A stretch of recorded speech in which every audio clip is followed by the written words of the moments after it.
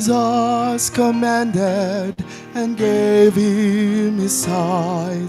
So he followed Jesus, and I'm sure he cried, Jesus passed by my way, and he made me whole that day. Just a sinner was I, but then Jesus passed by, and oh, what a change in my life since Jesus passed by.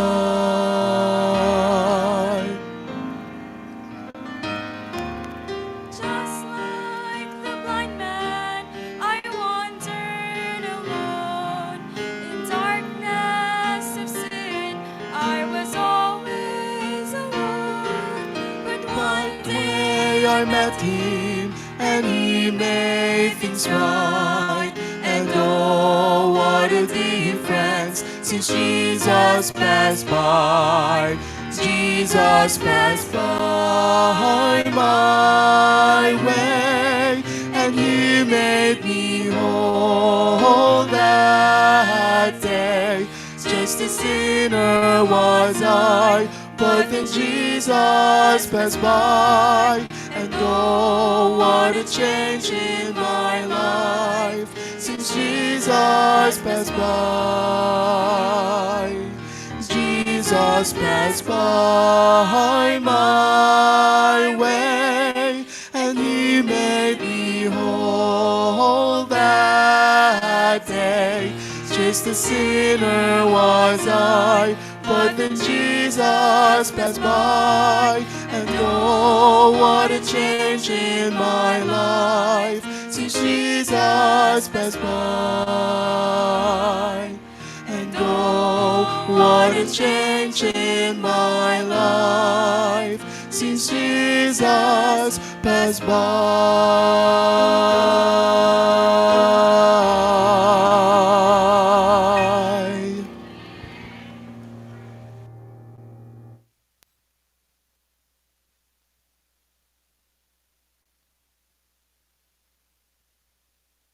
Maiksi ang ating service ngayong umaga sapagkat nagre-reserve tayo ng lakas.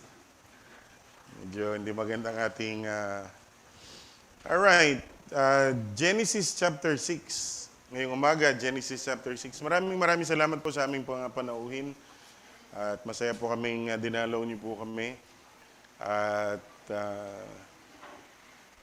Alright, Genesis chapter number 6, verse number 11 and 12. Babasahin ko po and follow with me as I read the verses. Genesis chapter 6, verse 11 to 12. Ang sabi ng Biblia, and the earth also was corrupt before God, and the earth was filled with violence.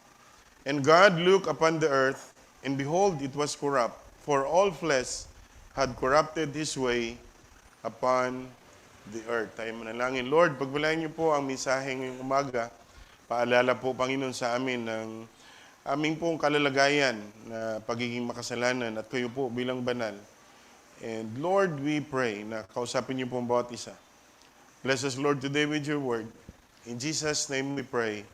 Amen. Pwede na po maupo.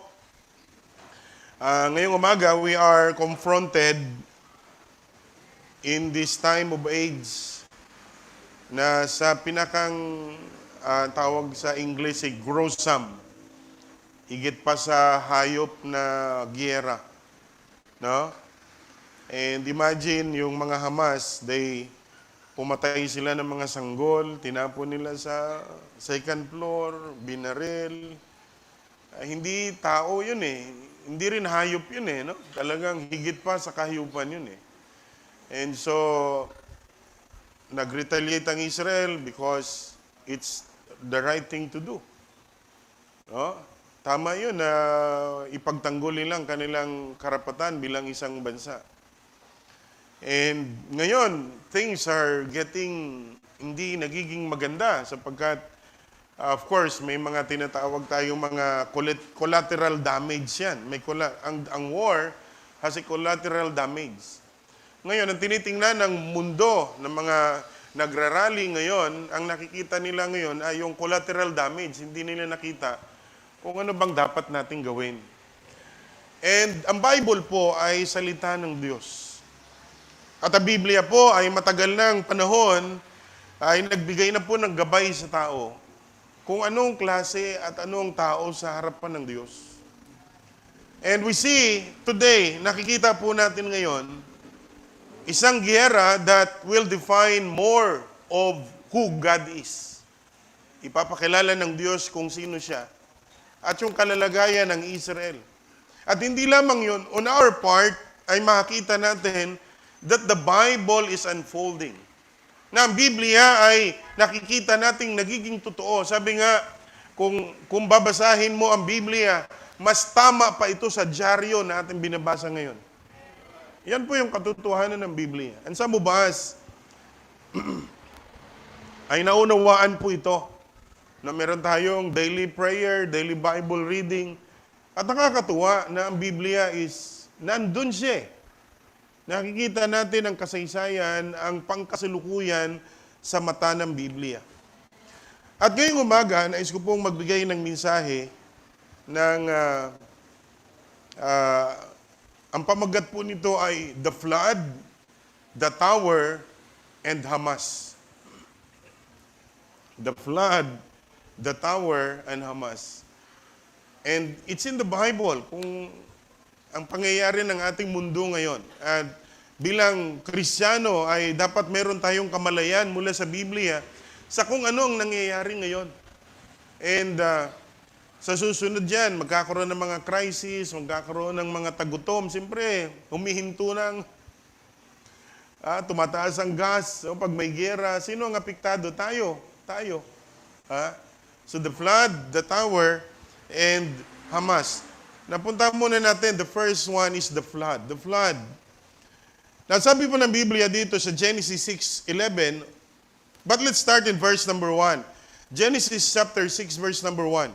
And it came to pass when men began to multiply on the face of the earth, and daughters were born unto them. Now, itong kwento, itong Genesis chapter number 6, para po sa pagkaalam ng karamihan, ito po yung kadugtong ng kwento kung paano ang Diyos nilikha niya ang mundo.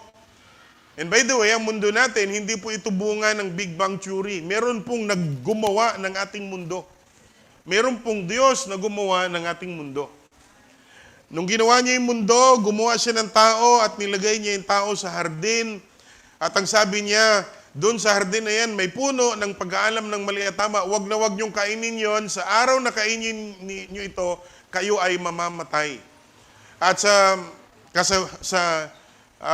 on the bad side of the story, kinain ng tao. O kinuha ni Eva yung bunga, kinain niya at inalok niya ito kay Adan at ang tao po ay nagkasala.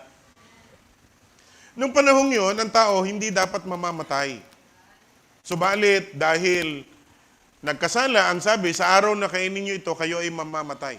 Hindi lang mamamatay physical, kundi mamamatay na mahihiwalay sa Diyos. Ang tao ay sa langit, ang tao ay pupunta sa impyerno. At hindi yun hinayaan ng Diyos na si Adan ay mapunta sa impyerno. Ang ginawa ni Adan, ang ginawa ng Diyos, ang ginawa ni Adan, nung siya nagkasala, nagtago sila sa mga halamanan, kumuha ng dahon ng igos at tinakpan nila ang kanilang sarili. At yun naman, ang sabi nila, sabi ng Biblia, bumaba ang Panginoon at nagsabi, Adan, nasaan kayo? Ang sabi, nandito kami nagtatago. Ba't kayo nagtatago? Yun ay katibayan na sila ay nagkasala na sa Diyos. At nung sila ay nagkasala sa Diyos, ay tinakpan nila ang kanilang sarili ng sarili nilang mga damit na hindi naman tinanggap ng Diyos. Ang ginawa ng Diyos, kumuha siya ng kambing, at pinatay niya itong kambing at yung balat ng kambing ginawa niyang damit kay Adan. At hindi yon parang coat, hindi yon parang damit ni Barok, no? Na sando ganyan. Tapos nakaganyan pa, no? Yun ay coat, sabi ng Bible, coat of goat skin. Yun naman po ay naglalarawan na mayroong dugong madanak. Siyempre, pagpapatay ka ng kambing, may dugo. Yun ay larawan na si Kristo mamamatay para sa kasalanan ng lahat ng tao. So si Adan, tinanggap niya yung damit na yon, katibayan na tinanggap niya ang pagliligtas na nais ng Panginoon sa kanya. Ngayon, dumami na yung tao, nagkaroon si Cain, si Abel, tapos itong si Cain, pinatay niya si Abel, at nagkaroon pa ng mga anak si Adan at saka si Eva hanggang dumami na po ang tao. Ang edad ng mga tao noon ay umaabot ng 300, 400, 500. Ang pinakamatandang tao dito, 969 si Methuselah. Si Adan ay namatay 926. Grabe ang edad na yon. Ngayon, pag umabot ka ng 70, ay grabe. Ang prayer mo, kailan na kaya Panginoon matatapos ng buhay ko? Ay, masakit na yung mga tuhod no? Ang hirap na no? Pero ang mga tao noon, ang haba ng buhay. Now imagine, dumami na ang mga tao.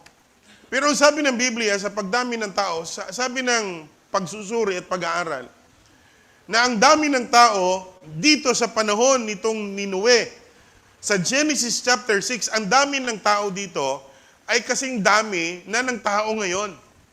Mga 7 to 10 billion ang kalkulasyon. Siyempre, ang tatanda nila, ang edad nila, ang haba. So sa loob ng 2,000 taon, ang tao ay tunay na dumami talaga. Kasing dami sila ng tao ngayon. Subalit, sa pagdami ng tao, ang sabi ng Biblia, in verse number 1, and it came to pass, when men began to multiply on the face of the earth, and the daughters were born, in verse number 2, and the sons of God saw the daughters of men that they were fair, and they took wives of all which they choose, in verse number 3, and the Lord said, my spirit shall not always strive with men, for he also is flesh, yet his days shall be 120 years. So dito, umiksi na yung buhay. Mula sa mahaba na buhay, nagiging 120 na lang. And in verse number 4, there were giants in the earth in those days. And also after that, when the sons of God came in unto the daughters of men, and bare children to them, and same became mighty men, which were of old, men of renown. In verse number 5, ang sabi ng Biblia, and God saw the wickedness of man.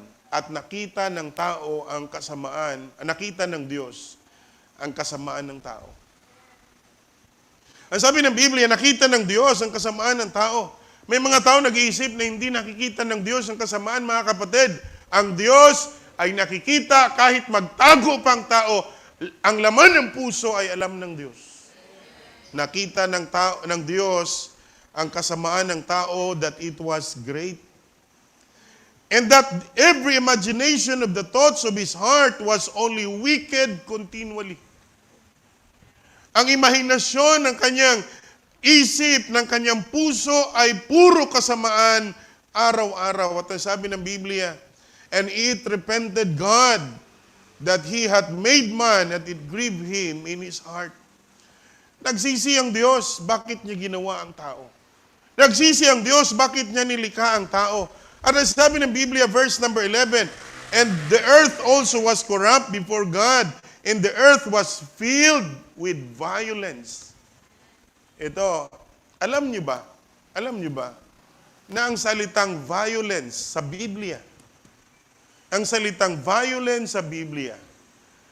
sa Hebrew word, ang salitang violence ay Hamas. Hamas. Kumbaga sa Bisaya, kunwari, pag sinabing sa Tagalog, ang violence ay karahasan. Ayun. Karahasan, yun ang salitang Tagalog ng violence. Sa Hebrew, sa pinanggalingan nitong English na Biblia ng salitay Hebrew, ang salitang violence ay katumbas ng salitang Hamas. Kaya every time maririnig mo, mababasa mo sa Bible ang salitang violence, sa Hebrew word, Hamas. At ngayon, they are glorified. No? Alam nyo, it's nangyayari sa panahon. Ang sabi ng Biblia, sa panahon ni Noe, the first 2,000 years of human history, sa kauna-unahang 2,000 taon ng kasaysayan ng tao, ang sabi ng Biblia, ang mundo ay naging kurap at ang mundo ay puno ng karahasan. Manood tayo ng balita, puro karahasan, patayan, rape, di ba? Pagnanakaw, no? Ang mundo ay puno ng karahasan. And in verse number 12, and God looked upon the earth, and behold, it was corrupt, for all flesh had corrupted his way upon the earth. At ano po nangyari sa kwentong ito? Nagalit po ang Diyos, sapagat hindi niya na kayang pigilan ang kasamaan ng tao. Tinawag niya si Noe, at ang sabi ni Noe, magtayo ka ng arko. Ang arko ay napakalaking barko, at tinayo ito sa bundok. At pinagtawanan si Noe sapagat sa panahong yon, hindi pa nagkakaulan. Wala pang ulan nung panahong yon. Ngayon lang yan, meron tayong 4 seasons. Yung taglamig, taglagas, no? Ganon, 4 seasons. Pero alam nyo, nung unang panahon, isa lang ang panahon. Ano lang yan? Ang mundo natin, ito yung mundo, nakubiran niya ng water canopy. Kaya yung sikat ng araw, nahaharang ng water canopy, kaya isa lang yung climate. No? Dito ngayon, sa Amerika, o sa Canada, may snow. Dito sa atin, mainit pa rin. Diba? Ganon. Pero dati, isa lang lahat yan. At dahil doon, nagkasala si Adan si Eva, nagdumami ang tao, naging masama ang tao. At ang sabi ng Diyos, gugunawin ko ang mundo. Tinawag ng Panginoon si Noe, magtayo ka ng arko, pinagtawanan siya sapagkat wala pa namang ulan nung panahong yon. Yung salitang ulan ay isang kakaibang salita. Ano yung ulan? Hindi namin alam kung ano yung ulan. Ha? Sapagkat wala pang ulan nung panahong yon. Pumutol ang mga punong kahoy si Noe, nagtayo siya ng arko, at sa huling araw na natapos na yung arko, yung mga hayop nagpuntahan, yung mga malilinis, tiga 7 pairs, yung yung mga wild, tigdadalawa, sumakay na ang kusa sa barko. Yun ay Diyos na kumilos sa kalikasan. At ang arko, dumating yung baha, lumutang ang arko, at nailigtas si Noe at ang kanyang pamilya. Yun ay larawan ng ating Panginoon. Nang sinong papasok doon sa arko ay maliligtas. Subalit mga kapatid, pinangaralan ni Noe sa loob ng 120 years na pangangaral ni Noe habang tinatayo niya yung arko. Ang sabi niya, magsisi na kayo. May darating na bagyo, may darating na dilubyo, may darating na baha, at ang mga tao ay ayaw maniwala. At ang tanging pamilya lang ni Noe ang naniwala. Sumakay sila sa arko, hindi si Noe ang nagsara ng pintuan ng arko, kundi ang Panginoon. Sinara ito ng Panginoon. Dumating ang baha at ang mga tao gusto nilang maligtas, pero huli na ang lahat. Hindi na sila makapasok. Sapagkat sabi ni Noe, hindi ako nagbukas niya, nagsara niya ang Diyos. Alam niyo po, sa ating po mga panauhin, mahal po kayo ng Panginoon. The Lord gave us opportunity na makilala ang Panginoon bilang tagapagligtas. Pangalawa po, una, the flood. Pangalawa is the tower. And by the way, ano nangyari doon sa violence na yon? Ginunaw ng Diyos ang buong mundo.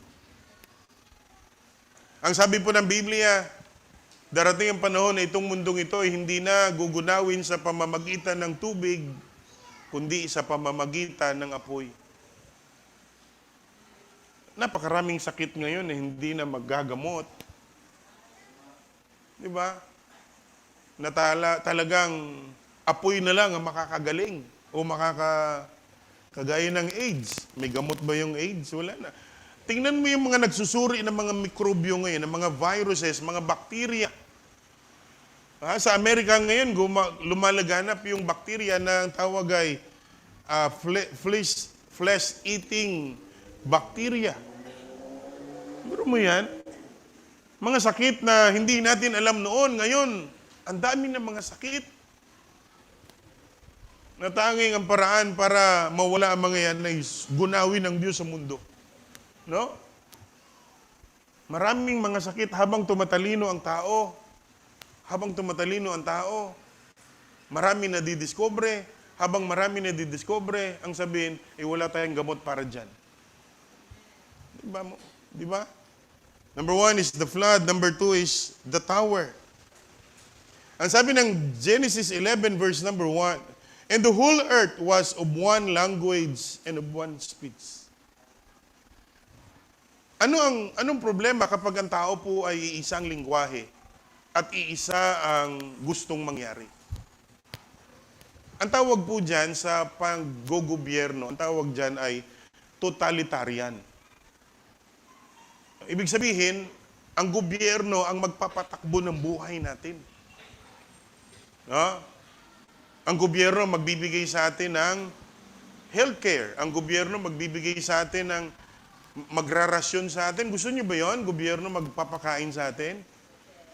Ang tawag doon, totalitarian. No?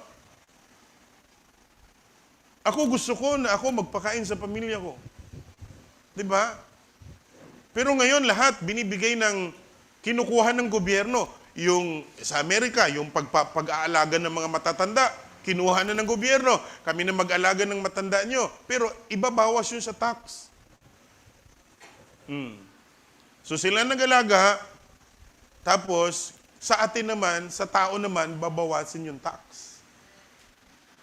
So ngayon sa Amerika, laki na ng tax, ang laki ng pera ng gobyerno, at akala natin, tinutustos nila. Hindi. Yun ay kabutihan, yun ay kasamaan sa mukha ng kabutihan. Bakit? Doon pumapasok ang corruption eh. Di ba? Yun pumapasok ang corruption.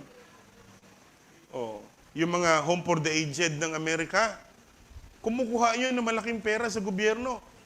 Habang kumukuha ng malaking pera sa gobyerno, siyempre, lahat ng dadaanan noon, dahil may korupsyon, yung mga matatanda natin, kunting arugaan na lang makukuha. No? Pero nagpapasalamat tayo dito sa Pilipinas. Magpasalamat tayo, wala pa tayo dito ang home for the aged. Kayo mga anak, alagaan nyo ang inyong mga matatanda. Huwag na yung gobyerno mag-alaga dyan. Amen? Sabi, hindi pastor, gusto namin malaya kami. Malayang ano? Maling kalayaan. Now verse number 2, and it came to pass that as they journeyed toward from the east, they found a plain in the land of Shinar and dwelt there. And they said one to another, go to, let us make brick and burn them thoroughly. And they had brick for stone and lime and for mortar. Verse number 2, and they said, go, let us build us a city. Magtayo tayo ng syudad, and a tower whose top may reach heaven. Ang tawag dito, the Tower of Babel. Magtayo tayo ng tower, ng building na aabot sa langit. Ano ba ito? Gusto ba nilang abutin ng Diyos? Hindi. Sapagat hindi kayang abutin ng Diyos sa pamamagitan ng kamay ng tao. Anong gusto nila dito? And let us make us a name. Gumawa tayo ng pangalan. And this is very scary kapag ang tao po ay gagawa na ng kanyang pangalan. Nagtayo sila ng tower para hindi itaas ang Diyos, kundi itaas ang kanilang pangalan. At makikita natin po ngayon yan sa mga world powers natin. Now in verse number 4, and they said, let us build us a city and a tower whose top may reach the heaven. And let us make us a name, lest we be scattered abroad upon the face of the whole earth. Bakit sila nagtayo ng city? Bakit sila nagtayo ng tower? Was para ba mag-abot sa pangailangan ng mga mahirap? Para ba maglingkod sa Diyos? Hindi po, para magtayo ng kanilang pangalan.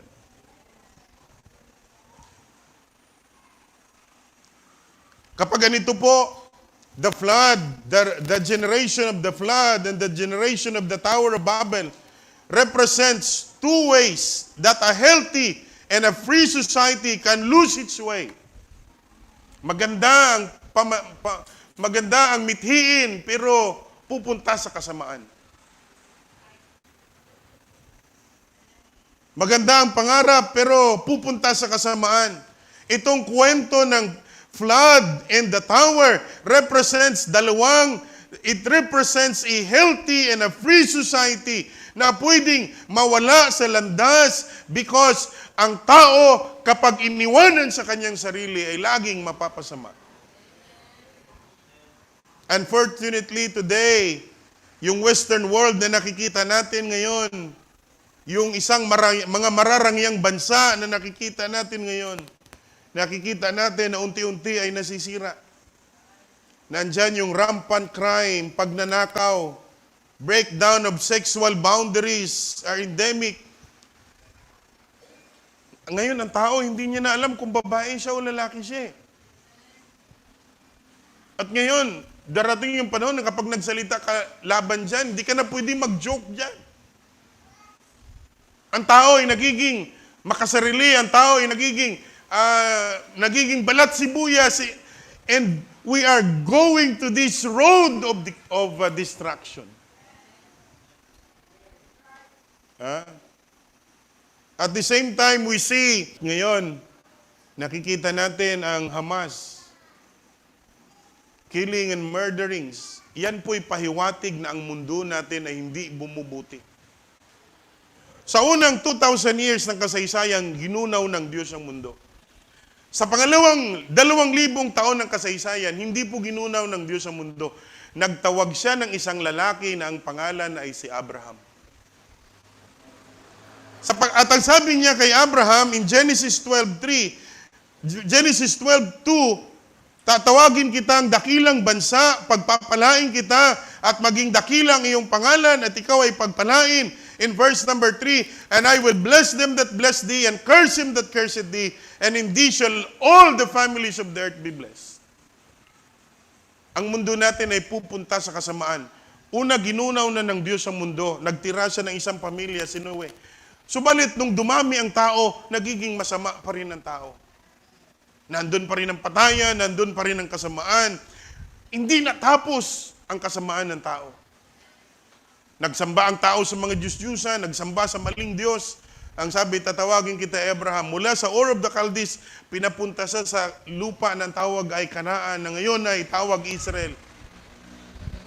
At ang sabi niya, mula sa iyong lahi, pagpalain ang lahat ng pamilya. Mula sa iyo at sa iyong mga lahi, pagpalain ang lahat ng pamilya. At sinong tinutukoy dito? Si Abraham ay nagkaroon ng anak na si Isaac. Si Isaac nagkaroon ng anak na si Jacob. At mula kay Jacob, ipinanganak the 12 tribes na ang dati tawag the children of Israel hanggang sa tinawag silang the nation of Israel. Alam niyo ba nang sabi ng Bible, in thee shall all the families of the earth be blessed? Mula sa bansang ito, ibibless ang lahat ng bansa. Alam niyo ba na kung iboboykot natin ang Israel ngayon, galit kami sa Israel. Kung iboboykot natin ang Israel ngayon, alam mo ba kung ano matitira sa katawan mo? O iboboykot ko yung Israel, alam mo kung ano matitira sa katawan mo? Wala. Sapagat merong mahigit 300 produkto na sa katawan natin ngayon galing sa utak at isip ng mga Hudyo. Ultimong cellphone natin, sila nag-imbento niyan. Pang BP, pag may sakit ka, i-BP ka. O dati, 30, 40 years ago, pag may sakit, bigla lumaki yan, o nanuno yan, o namulto yan, o yung buntis, nagka-problema, siguro nawakwak yan. Diba? Mga aswang, yun ang tinitingnan eh. Pero ngayon, na-realize natin, dahil sa teknolohiya na binigay ng Israel sa tao, naunawaan natin na kahit papaano ang mga buhay-buhay. Pero alam niyo ba kung anong pinakandakilang kontribusyon ng Israel sa buong mundo? Si Kristo. Si Kristo. Ang sabi ng Biblia, mula kay Abraham, ipinanganak si Isaac, at mula kay Isaac, ipinanganak si Jacob, at mula kay Jacob, ipinanganak ang isang tagapagligtas, the greatest person on earth, si Jesus. Na ang sabi ng Biblia, ito, normal po sa atin ito. Normal sa atin. Normal sa ating mag-isip, nagagawa ko ng paraan para mapunta ako sa langit. Di ba? Anong naririnig lagi natin? Gumawa tayo ng mga gawaing magdadala sa atin sa langit. Ano nang sinabi ng Biblia kanina? May mga taong gusto nilang marating ang langit. Pumayag ba ang Diyos? Hindi. Dati ang tao isa lang lingwahe. Ang sabi nila, halik kayo, sama-sama tayo. Magtayo tayo ng tower, abutin natin ang langit. Pumayag ba ang langit? Hindi. Ang sabi ng Diyos, halika't bumaba tayo at pigilan natin sila. Noong araw na yon, naging iba-iba ang lingwahe ng tao. Nagkagulo, iba-iba ng lingwahe. Sapagat hindi papahintulot ang Diyos na tayo sa sarili nating paraan, pupunta tayo sa langit. Kasi pag nakarating tayo doon sa langit, sarili na nating pangalan. Hindi na pinahintulutan ng Diyos, nagbigay ng, may Ilocano, may Ingles, may iba-iba ng lingwahe. Di ba? Sapagat hindi papahintulot ang Diyos na ikaw sa sarili mong paraan pupunta ka sa langit. At hindi naman talaga nating kayang pumunta sa langit sa sarili nating paraan. Gusto ng Diyos mapunta tayo sa langit. Pero kung ako, hindi ako makakarating sa langit. Ang sabi ng Biblia dito, ipinanganak si Jesus, Diyos siya na nagkatawang tao, para dalhin tayo sa langit. Ang sabi ng Book of John, walang sino mang makakarating sa langit, malibang may bumaba sa langit upang dalhin tayo sa langit. John chapter 3, verse number 16. Gayon na lamang ang pag-ibig ng Diyos sa sanlibutan, na ibinigay niya ang kanyang bugtong na anak, upang ang sino mang sa kanya'y sumampalataya para maligtas sa isang tao, para magkaroon ng pag-asa ang isang tao, kailangan niya lang alisin ang paniniwala sa kanyang sarili na kaya kong iligtas ang aking sarili. Alisin mo yan at maniwala ka lang na si Jesus lang ang tagapagligtas. Pag ginawa mo yan, may buhay na walang hanggan ka. John 14:6, sabi ni Jesus, ako ang daan, ang katotohanan at ang buhay. Walang sino mang paparoon sa Ama, kundi sa pamamagitan ko. Tanong, ito ba mundo natin papunta sa mabuti? Meron tayong tulay, ang ganda. Meron tayong mga building, ang ganda. Pero sa mga madidilim na bahagi ng mga gusaling ito, ay pwedeng mangyari ang mga bagay na hindi natin maisip na pwedeng gawin ng tao. Di ba? Kasi ang kagandahan ng bayan ay hindi sa building, kundi sa tao na nakatira doon. Ang tao ay dapat may Kristo sa kanyang puso. Nagiging masama ang tao from the heart. Sabi ng Biblia, nakita ng Diyos ang puso ng tao na ito'y masama. Ang sabi niya, gugunawin ko ang tao. Ginunaw ng Diyos ang mundo kasama ng tao. Nandun si Noe, lumutang ang arko. After how many days, wala na yung tubig. Dumami uli ang tao, nagiging masama uli ang tao.